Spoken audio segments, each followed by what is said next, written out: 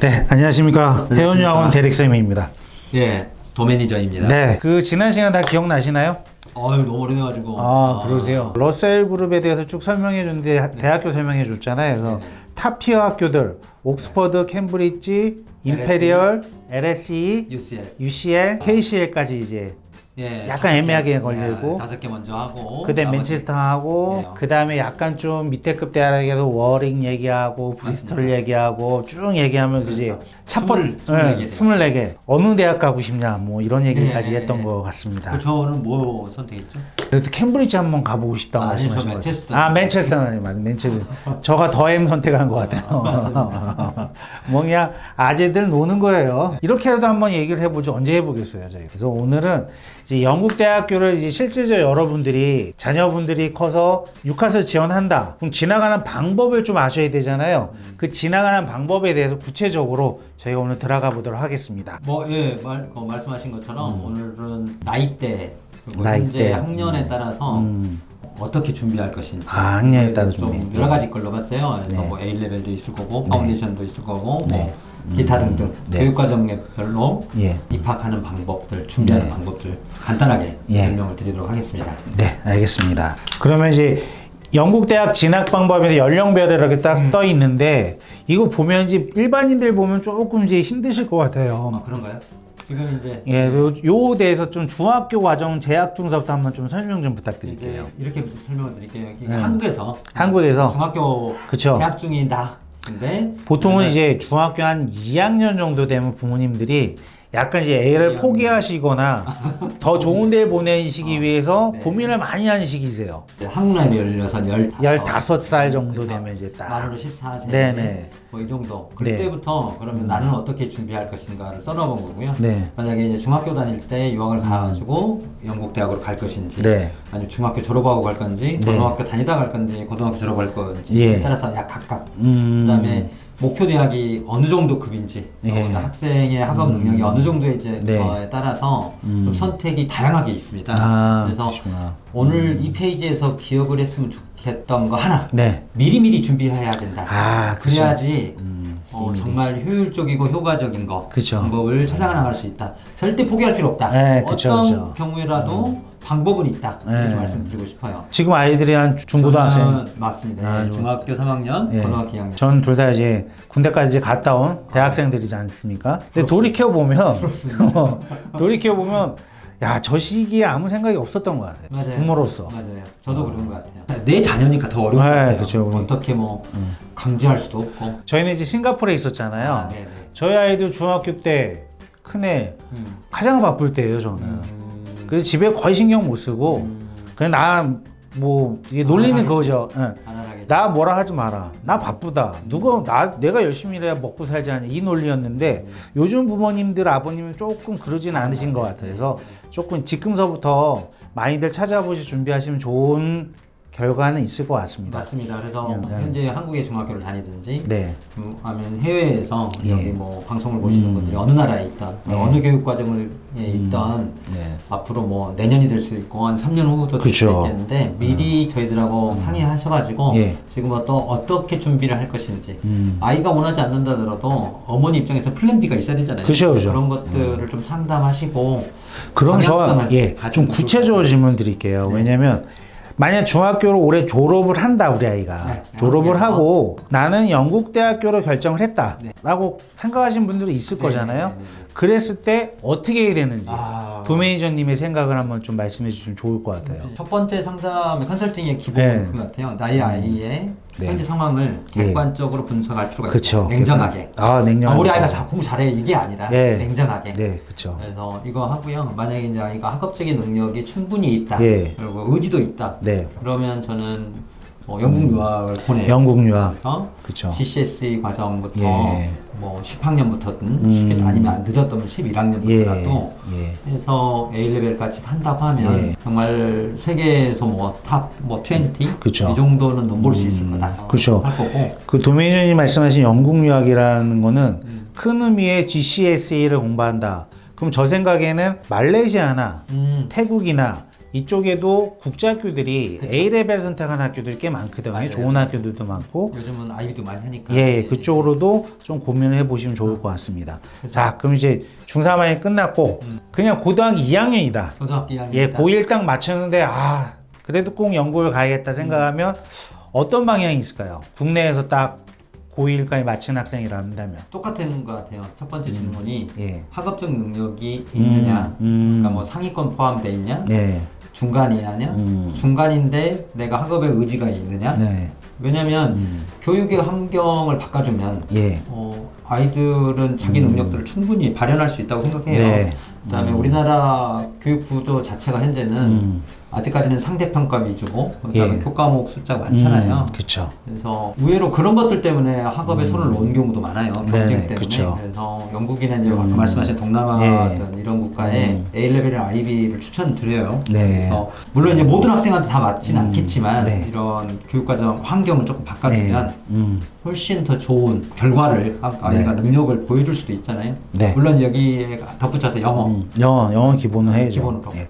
그래서 마지막으로 고등학교 졸업했다. 음. 졸업을 했어. 나는 뭐 의대나 특히 약대나 수의대나 나 영국 가서 뭔가를 하고 싶어요라는 학생들이 있어요. 네. 물론 공부를 잘하는 학생들 중에서도 네. 그런 경우에는 어떤 길이 있을까요? 그러면 영국은 네. 그런 면에 있어서는 정말 발전한 국가예요. 네. 그래서 국제 학생들을 받기 위한 교육 과정을 둬놨어요. 아 이따 뒤에서 그 나옵니다. 말씀해 주실 거죠? 파운데이션 네, 말씀. 파운데이션. 아, 뒤에서 네. 자세하게 설명을 다시 드려볼 수 있겠지만 예. 한국의 교육제도하고 영국은 좀 기본적으로 근본적으로 다르잖아요. 그렇죠, 그렇죠. 한국은 대학 이전이 12년, 영국은 네. 13년. 13년. 그리고 대학교가 3년, 한국은 4년으로 돼 있어요. 그렇죠, 그래서 그렇죠. 학자가 다르죠. 한국에서 교양 과목을 대학교에서 배운다고 하면 영국은 그 교양 과목을 13년 때 네. 하고 들어가는 거예요. 아, 그래서 대학 그쵸. 예비 과정인 파운데이션은 예. 그 교양 과목 과정이라고 생각하면 돼요. 재수나 이런 게 아니라 기초 과목들을 기초 과목들은 다. 하고 들어가는 거다. 그럼 그 부분에 대해서는 뒤에서 네. 좀 더 자세하게 설명 좀 네. 부탁드릴게요. 알겠습니다. 자, 이제 여기 영국 대학교 진학 방법 중 일단 A레벨로 진학할 수 있는 거에 대해서 좀 안내를 해주셨어요. 여기에 대해서 조금 부연 설명 좀 부탁드릴게요. 제렉쌤이 좀 전에 네. 물어본 거 한국에서 이제 고등학교 뭐 1, 2학년을 다녔던 학생이 네. 지금이라도 나는 영국에 가고 싶다. 네. 아마 이 나이 때 결정하는 학생들은 눈높이가 좀 있을 거예요. 그렇죠. 한국에서 의대를 가고 싶은데 의대는 내가 정시로 봐가지고 등수에 1등 3,000등 안에 못 들 것 같아. 그쵸. 1% 안에 못 들 것 같아. 네. 0.5% 1% 사이에 못 들 것 같아.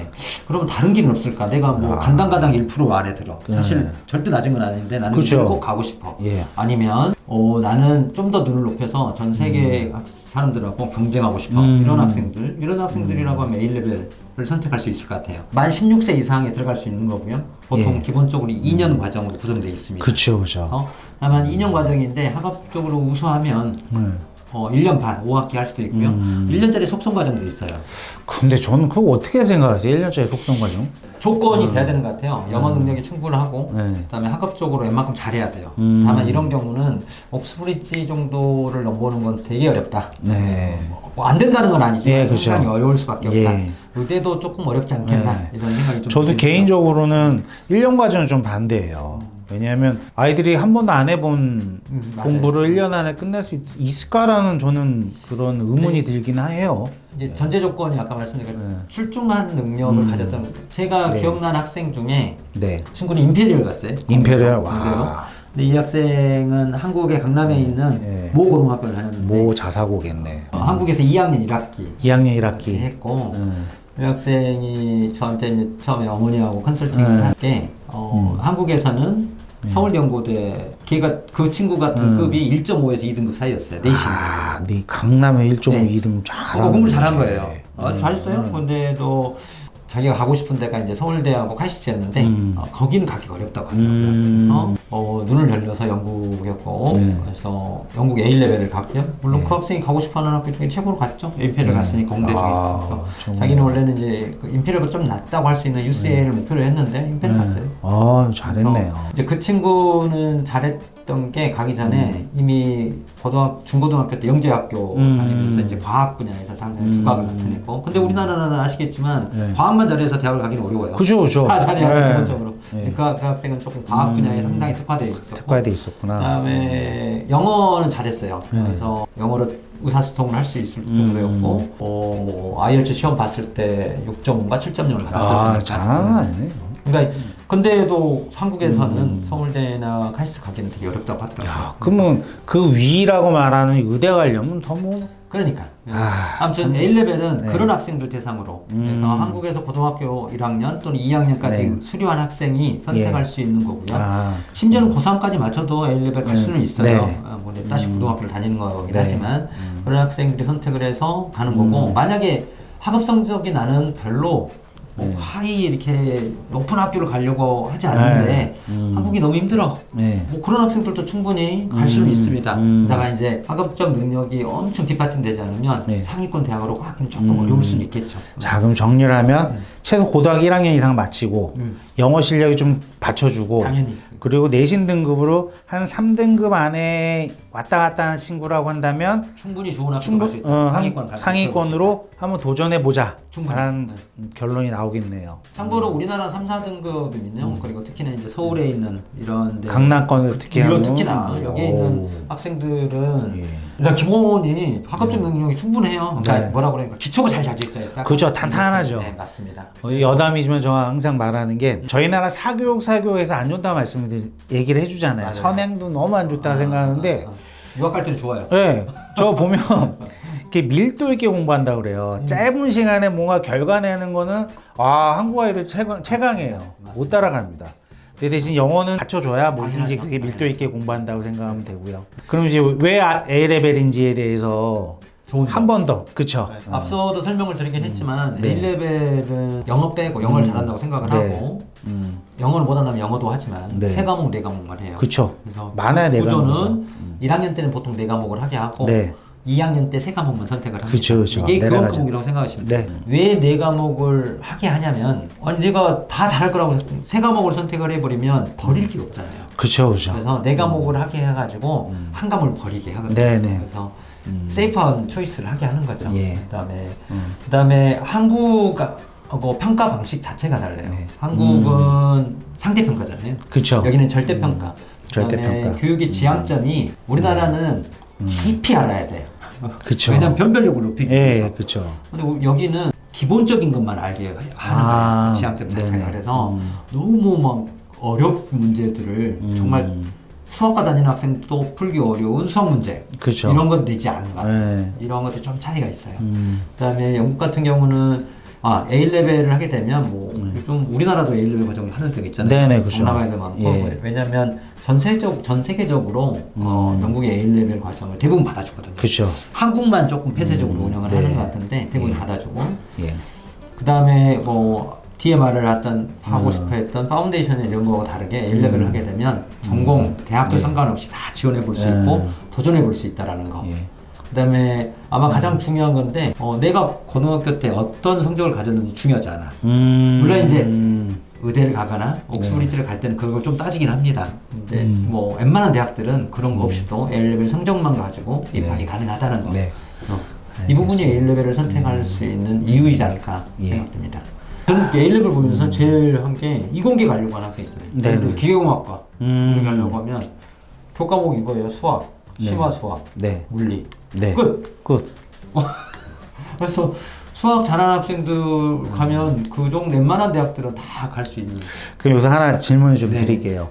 A레벨에 몇 가지 종류가 있는지 혹시 아시나요? 파생되는 A레벨이 너무 많아요. 싱가포르 A레벨, 홍콩 A레벨, 뭐 아일랜드 A레벨, 맞아, 뭐 맞아. 호주, 오래됐네. 뭐 무지 많잖아요. 왜냐면 영국에서 갖고 온 걸 약간씩 변형을 네네, 그렇죠. 학교마다 좀씩. A-레벨이니까. 그리고 IB 디플로마도 사실은 뿌리는 A레벨이에요. 네, A레벨에서 시작해서 IB 디플로마로 다양하게 비슷하게 만드는 거죠. 발전시킨 거기 때문에. 근데 왜 우리나라 대학들은 A레벨 잘 모를까요? 그냥 안 받으려 주는 것 같아요. 우리나라는 이제 이걸 하게 되면 또 뭐 공정이네 불공정이네 뭐 그럴 수도 있고. 제가 판단할 때는요. 네. 우리나라 입학사정관들이 가장 보수적인 사람들 중에 하나인 것 같아요. 그럴 수밖에 없는 게 교육부에서 하도 이제 찐따를 먹으니까 A레벨이라는 거를 가져오게 되면 약간 이제 확인이 안 되는 부분이 맞죠. 아까 전에 내신이 없거나 뭐 튜션 센터에서 보거나 뭐 이런 거니까 이 사람들 이렇게 되는 약간 보수적으로 흘러가더라고요. 좀 안타깝습니다. 저가 보면. 그렇죠.